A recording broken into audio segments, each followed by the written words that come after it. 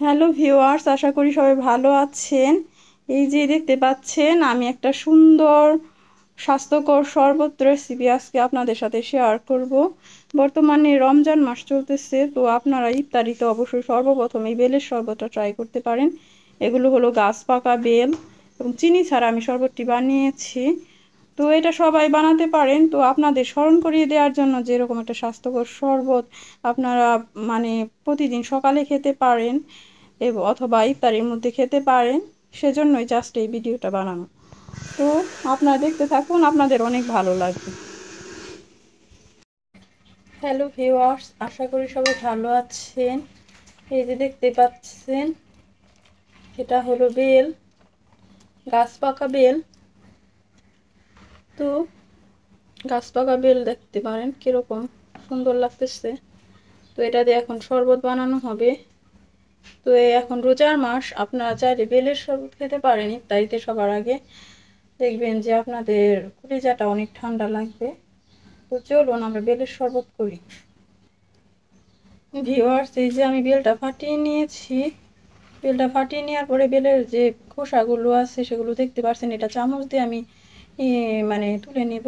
আর এই যে যেটা আছে মাঝখানের যে বেলের মেইন যে মাংসটা, সেটা নিয়ে নিয়েছি। এভাবে ফিল্টারের পানি দিয়ে, প্রথমে একটু কম পানি দিয়েই আপনারা এইভাবে চেটকিয়ে নেবেন।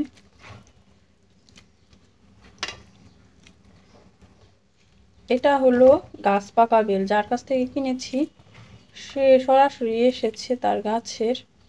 বললো যে এটা নাকি শরীয়তপুর বরিশালের বেল, অনেক ভালো নাকি হবে খেতে। তো আপনাদের সাথে সেটা শেয়ার করব। তো এইভাবে আপনারা ছেঁকে ছেঁকে নেবেন। আমি এখানে রাখছি আপাতত। হাত দিয়েই করা যায়, আর এটা ছাকতে যাবেন না, হাত দিয়ে এই বিচিগুলো জাস্ট ফেলে দেবেন। ছাকতে গেলে দেখা যাবে যে বেলের যে মেইন আঁশটা সেটা পড়ে গেছে। তো এই বেলটা অন্যান্য বেলের তুলনায় বিচি একটু কমই আমার কাছে মনে হয়েছে। তো বাজারে দুই ধরনের বেল পাওয়া যায়, একটা হলো বেলি বেল আর একটা হলো ছোট বেল।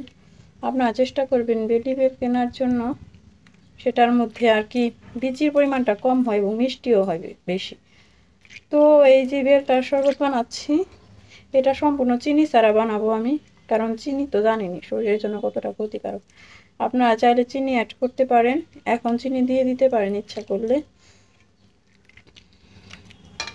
তো আপনারা এই ইফতারিতে সবার প্রথমে শরবত হিসাবে এই শরবতটা খেতে পারেন। এটা হলো আপনার শরীরের জন্য অনেক ভালো হবে। আর এখন বেলের মৌসুমও আছে, তো অবশ্যই আপনারা গাছ পাকা বেলই পাবেন। তো এই যে মোটামুটি আমার হয়ে গেছে, এখন আমি এর সাথে আরেকটু পানি অ্যাড করব। পানি অ্যাড করে এই শরবতটা রেডি করতেছি, আমি আপনাদের দেখাচ্ছি।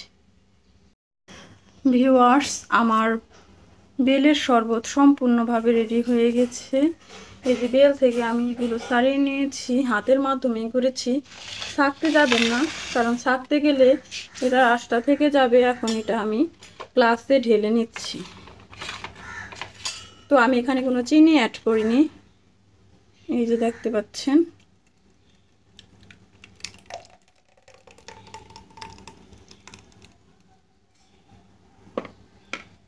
এটা একটু ভারী করেছি, আপনারা বাড়ির সদস্য অনুযায়ী একটু আর কি তরলতাটা বাড়াতে পারেন।